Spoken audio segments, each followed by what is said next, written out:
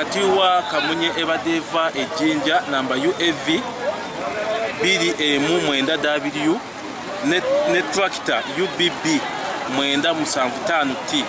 Kigambibwa nti eno tractor ebadeva waliwo ekkubo eriyingira mu luguudo wano wakati wa awali emiti.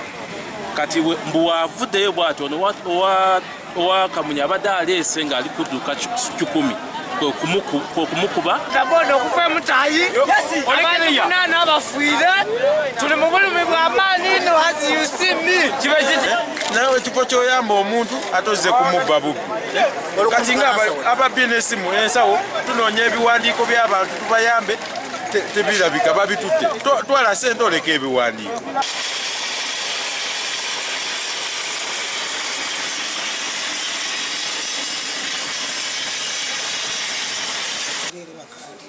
Baba tukize wansi